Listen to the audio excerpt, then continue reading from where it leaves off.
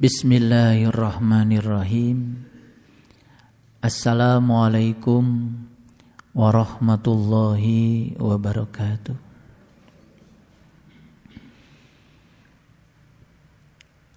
Alhamdulillahilladzi arsala rasulahu bil huda wa dinil haqq liyudhhirahu 'ala dini kulli walau karihal musyrikun.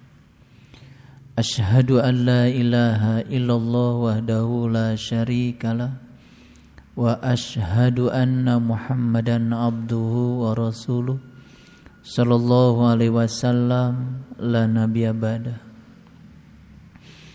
Allahumma salli ala sayidina Muhammad wa ala ali sayidina Muhammad kama sallaita ala sayidina Ibrahim wa barik ala sayidina Muhammad wa ala ali sayidina Muhammad kama barakta ala sayidina Ibrahim fil alamina innaka Hamidum Majid.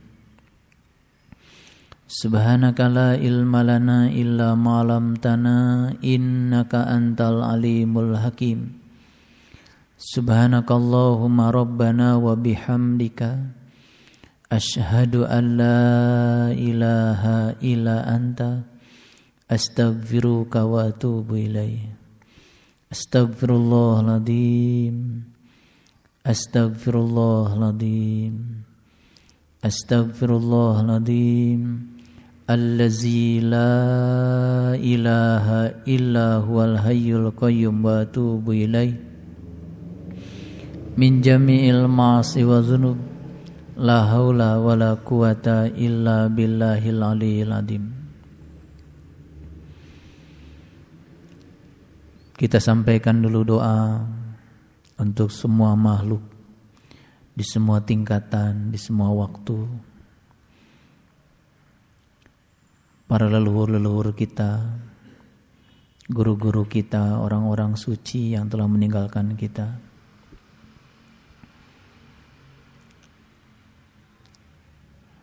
Segala hikmah dan pengalaman yang telah menimpa mereka, yang telah disarikan menjadi kata-kata mutiara yang diwariskan kepada kita.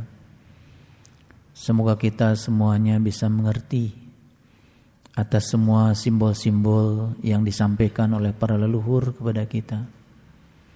Betapa besar cinta dan kasihnya para leluhur kita kepada kita. Lalu sebelum beliau meninggalkan alam keramaian ini, mereka semua meninggalkan tanda-tanda untuk kita jejaki, tanda-tanda untuk kita telusuri. Mereka ingin agar kita semua mengikuti jejak dan langkahnya mereka. Untuk semua nabi, semua rasul, orang-orang bijak, orang-orang suci yang telah meninggalkan kita, kita sampaikan Ummul Quran, fil barakati Ummul Quran, Al-Fatihah. A'udzubillahi minasyaitonirrajim. Bismillahirrahmanirrahim. Alhamdulillahi rabbil alamin. Arrahmanirrahim. Maliki yaumiddin. Iyyaka na'budu wa iyyaka nasta'in. Ihdinas siratal mustaqim. Siratal ladzina an'amta 'alaihim ghairil maghdubi 'alaihim waladdallin. Amin. Mengawali kajian kita hari ini, saya menampilkan sebuah ayat yang sangat luar biasa, adanya di Quran surat Asy-Syam. Jadi Syam itu adalah matahari ya.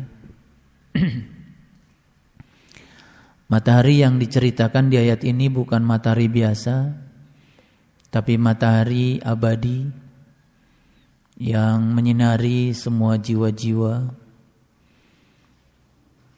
sebagai vitamin dan makanan bagi jiwa. Oleh karena itu, matahari menjadi bukan sekedar sumber inspirasi untuk melihat bahwa segala kehidupan itu terjadi karena adanya matahari. Di kehidupan fisik, di kehidupan rohaniah juga baru akan kita pahami bahwa ada kehidupan spiritual setelah adanya matahari rohani. Mari kita baca ayat ini perlahan-lahan, semoga kita mendapatkan berkah. Fa'alhamaha fujuraha wa taqwa. Maka Allah mengilhamkan kepada jiwa itu fujur dan takwa. Kalau dilihat terjemahannya adalah kefasikan dan ketakwaan. Kalau saya melihatnya adalah sifat negatif dan sifat positif. Negatif dan positif itu bukan sesuatu yang berlawanan bagi mereka yang sudah bijak melihatnya. Karena negatif dengan positif itu memang kesempurnaan. Lampu di rumah kita baru bisa menyala kalau negatif dengan positif bekerja sama. Tapi kalau negatif dengan positif itu tidak serasi bekerja samanya, akan menimbulkan korsleting, akan menimbulkan kebakaran. Sehingga banyak manusia yang kebakaran di dalam kehidupannya bukan diakibatkan oleh api yang di luar dirinya. Kebanyakan kebakaran pada diri manusia disebabkan oleh api yang ada di dalam dirinya sendiri. Sebanyak apapun api yang di luar kita tidak akan pernah bisa membakar kita kalau kita tidak mengizinkannya. Tapi api yang ada di dalam diri kita itulah yang menyebabkan sering sekali kita mengalami kebakaran. Kemarahan, kebencian yang ada pada diri kita akibat kita membiarkan diri kita terbakar oleh api yang ada di dalam diri kita sendiri. Munculnya api, munculnya loncatan bunga api listrik di dalam kehidupan itu akibat tidak terkelolanya negatif dengan positif. Tapi kalau negatif dengan positif terkelola dengan baik, lampu di rumah kita menjadi bercahaya dan cahayanya bisa bermanfaat untuk kehidupan kita. Oleh karena itu dalam hidup yang paling penting adalah bukan menerima yang positif kemudian menghindari yang negatif, tetapi mengelola yang positif menjadi dan negatif menjadi sesuatu yang harmonis. Itu sebabnya di dalam ayat ini Allah mengatakan, aku telah mengilhamkan dua hal. Yang pertama negatif, yang kedua positif. Dan saya hari ini tidak akan berbicara negatif dengan positif sebagai dua hal yang berlawanan, tetapi negatif dan positif sebagai kesempurnaan yang harus ada untuk menuju kepada kesempurnaan hidup. Itu sebabnya pada tema kita yang lalu, masih ingat barangkali, saya menjelaskan tentang kesucian jiwa. Jangan lupa bahwa diri kita, sekali lagi saya ulang-ulang supaya mengerti, diri kita yang sesungguhnya bukan tubuh, bukan pikiran, tapi diri kita yang sebenarnya adalah jiwa itu sendiri. Oleh karena itu segala hal yang ditolak oleh tubuh dan pikiran, siapa jadi itu adalah sesuatu yang dibutuhkan oleh jiwa. Segala sesuatu yang tidak kita inginkan dalam hidup biasanya hanya ditolak oleh tubuh dan pikiran. Padahal yang ditolak oleh tubuh dan pikiran siapa jadi itu merupakan sebuah kebutuhan bagi jiwa. Bayangkan betapa kotornya terus-menerus jiwa kita kalau dalam hidup kita masih selalu menolak yang tidak diinginkan oleh tubuh dan pikiran. Selama kita menyatakan diri kita adalah tubuh dan pikiran, maka kita akan selalu menendang dan mencengkram. Tapi selama kita sudah bisa menyadari bahwa diri kita yang sebenarnya adalah jiwa yang ada di dalam tubuh kita yang sedang dikaryakan oleh Allah, maka kita akan sadar bahwa sesungguhnya diri sejati kita adalah jiwa. Maka bagi jiwa untuk terjadi proses pemurnian dibutuhkan hal-hal yang dibutuhkan oleh jiwa. Itu sebabnya doa-doa kebanyakan kita, mohon maaf, bukan doa yang berasal dari kemurnian jiwa, tapi doa yang berasal dari tubuh dan pikiran. Ciri doa dari tubuh dan pikiran biasanya doanya itu seperti ini. Ya Allah, berikanlah kemudahan, kelancaran, itulah keinginan tubuh dan pikiran. Ya Allah, berikanlah rezeki yang berlimpah. Aku janji kalau sudah banyak uang aku akan nyumbang ke masjid. Nah, itu dari tubuh dan pikiran. Kalau doa yang berasal dari jiwa, kata-katanya lebih sejuk, lebih universal. Misalkan kalau dari jiwa, ya Allah, apapun yang akan terjadi dalam hidup ini, aku yakin itu pilihan-Mu yang terbaik bagi aku. Itu adalah untuk kemurnian jiwaku. Ya Allah, berikanlah kekuatan, kesabaran agar aku bisa menghadapi semua hal yang tidak aku sukai dan aku bisa melampauinya, sehingga suatu saat aku bisa melihat di balik semua itu ada keberkahan. Itu beda. Nah, sekarang kita bisa lihat ya, doa yang berasal dari tubuh dan pikiran dengan doa yang berasal dari kemurnian jiwa kita. Nah, sedangkan Allah itu sangat menyenangi doa-doa yang berasal dari kemurnian jiwa. Kalau bahasanya orang awam itu doa yang berasal dari hati. Cuman kan kata hati ini menjadi sangat tidak tepat ya, sangat sumir. Hati itu apa? Saya lebih suka menyebut langsung saja, kata yang paling tepat adalah jiwa. Ya. Oleh karena itu, sekali lagi saya mengulang dulu kajian kita yang lalu sebelum kita masuk pada Quran surat Ali Imran yang selanjutnya. Saya mengatakan waktu itu yang namanya doa itu adalah bahasa jiwa, baik yang terungkap atau yang tidak terungkap, yang didasari dan diliputi oleh keyakinan dan rasa. Itu sebabnya wujud dari doa adalah bisa pikiran. Yang kedua, wujud dari doa adalah bisa kata-kata. Dan yang ketiga, wujud dari doa adalah perbuatan. Itu sebabnya yang namanya doa bisa berarti pikiran yang terkatakan kemudian mewujud menjadi perbuatan. Berawal dari pikiran. Apa yang dipikirkan kemudian terkatakan. Apa yang terkatakan mewujud menjadi perbuatan.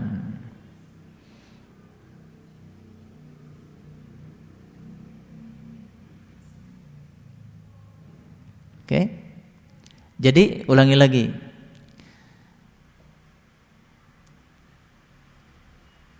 Pikiran, perkataan dan perbuatan. Kalau kita bagi, pikiran itu punya kekuatan sepertiga. Kata-kata punya kekuatan sepertiga. Perbuatan punya kekuatan sepertiga.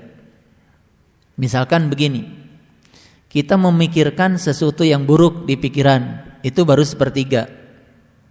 Yang buruk di pikiran itu kemudian dikatakan berulang-ulang, diceritakan di mana-mana. Makanya sudah nambah sepertiga. Kekuatannya untuk terjadi menjadi berapa? 2/3. Ditambah dengan kekuatan yang ketiga, yaitu perbuatan yang mewujudkan apa yang dipikirkan dan yang dikatakan, itu menjadi 3/3. Kalau tubuh, pikiran dan perbuatan sudah selaras untuk mewujudkan yang negatif, maka yang negatif akan terjadi dalam kehidupan kita. Jadi kalau pikiran, kata-kata dan perbuatan itu sedang mengerjakan yang positif, maka yang positif akan mewujud menjadi kenyataan dalam kehidupan kita. Jadi sebetulnya yang namanya doa itu adalah keseharian pikiran kita, keseharian kata-kata kita, keseharian dari tindak dan perbuatan kita itu sendiri.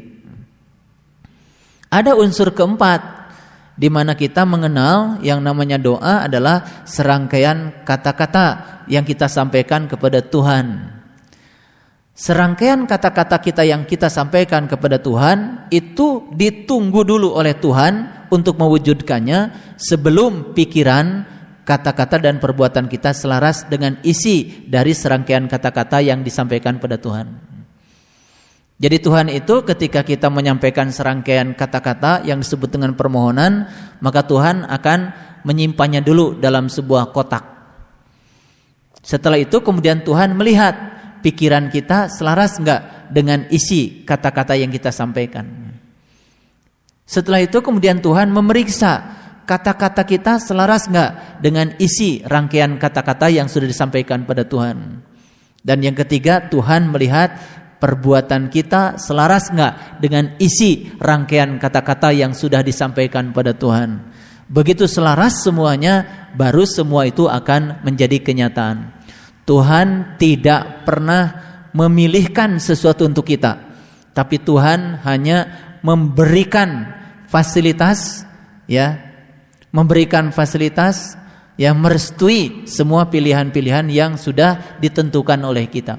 Oleh karena itu, pada kesempatan yang lalu saya bicara, setiap manusia punya cara sendiri untuk memahami kehidupan ini.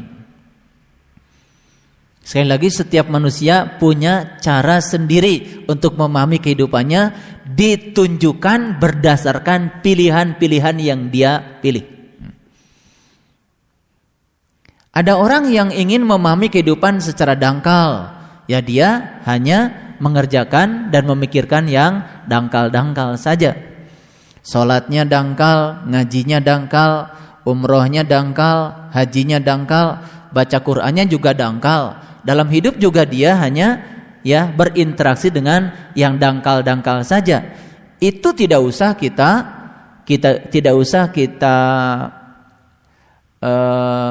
menjadi usil terhadap yang begitu. Itu adalah pilihan dia tentang cara memahami kehidupan dia, ya seperti itu. Ada orang yang dalam kehidupannya banyak melakukan tindakan-tindakan yang positif. Ya tentu saja dia mengambil sebuah pilihan. Cara memahami kehidupan dia dengan cara mengambil tindakan-tindakan yang positif. Akibat tindakan positif, dia akan mendapatkan akibat-akibat yang positif. Di situ juga banyak pelajaran untuk dipahami. Ada orang yang mengambil pilihan hidup dengan cara memilih tindakan-tindakan yang buruk. Dan tentu saja dari tindakan buruk ada akibat yang buruk. Dari akibat yang buruk dia akan merasakan penderitaan dari keburukannya. Itu juga cara memahami hidup. Jadi tidak usah usil kita. Itu adalah cara memahami hidup. Sehingga dalam hidup ini tidak ada salah benar. Sekali lagi, dalam hidup tidak ada salah benar. Karena salah benar, yang salah akan menimbulkan kebencian, yang benar akan menimbulkan kesenangan. Dan salah benar itu adalah soal kesepakatan. Saya bilang sama mahasiswa saya,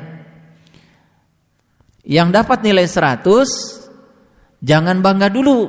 Bukan berarti fisika Anda sudah benar. Yang dapat nilai 100 berarti mereka-mereka yang menjawab pertanyaan saya sesuai dengan kesepakatan kita. Karena yang dikuliahkan oleh saya pun belum tentu kebenaran. Itu baru pembenaran-pembenaran pandangan-pandangan manusia terhadap fisika.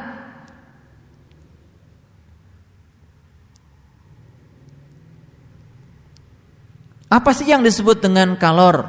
Misalnya, kalor adalah energi yang berpindah dari satu benda ke benda lain karena perbedaan suhu. Contoh, kalau kita kena virus, maka darah kita kena virus, akibatnya apa? Sel-sel di tubuh kita dengan cerdasnya melakukan perlawanan untuk melawan virus yang asing yang hadir ke dalam tubuh kita. Saat terjadi perang antara daya imunitas tubuh dengan virus yang datang pada tubuh, terjadilah peningkatan suhu tubuh. Makanya tubuhnya disebut demam. Ketika tubuh meningkat, ya panasnya, berarti kandungan energi dalam tubuh meningkat. Akibatnya beda suhu antara tubuh dengan lingkungan menjadi besar. Akibatnya ada aliran energi dari tubuh ke lingkungan yang disebut dengan kalor. Makin besar aliran energinya, makin mengganggu keseimbangan tubuh kita. Makanya tubuhnya panas tapi tiris, disebutnya panas tiris. Itu sains. Ada yang gak pernah mengalami demam, panas dingin? Kalau disuruh menjelaskan oleh saya seperti yang barusan, pasti gak ngerti. Kunaon panas tiris? Pokoknya mah kan gitu. Pokoknya mah gitu aja. Sainsnya tidak pernah kita pikirkan. Nah sekarang saya jelaskan seperti itu.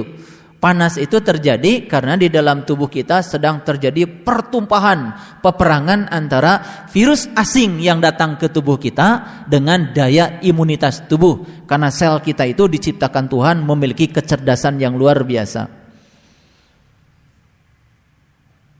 Apa akibatnya? Akibatnya akan terjadi aliran energi dari tubuh ke lingkungan. Disebut apa energi itu? Disebut kalor. Apakah itu kebenaran? Bukan. Itu adalah pendekatan ilmiah untuk menyepakati sesuatu yang disebut dengan kebenaran. Apakah itu kebenaran yang mutlak? Bukan. Itu pembenaran. Nah, ketika mahasiswa bisa menjawab pertanyaan saya, apa itu kalor? Kemudian jawabannya sama dengan kesepakatan awal yang sudah kita tulis di buku, maka kita beri angka 100. Itu baru disebut benar. Jadi benar itu sebenarnya soal kesepakatan. Dan ketika tidak sepakat disebutnya salah, betul nggak? Tapi seorang dosen tidak boleh membenci mahasiswanya yang menjawab benar. Tidak boleh kemudian membenci mahasiswa yang menjawab salah. Yang menjawab benar itu berarti sudah sesuai kesepakatan. Yang belum menjawab benar diremedial supaya dia mencapai kesepakatan bersama, lalu nanti lulus juga. Paham? Nah, dalam hidup ini kan kebanyakan benar salah itu soal kesepakatan. Ya, soal kesepakatan. Ya, ketika sesuai kesepakatan kita sebut benar, ketika keluar menyimpang dari kesepakatan kita sebut salah. Betul? Nah, kalau kita masih terjebak dalam benar salah, yang benar akan menghasilkan perasaan senang. Yang salah akan menimbulkan perasaan benci.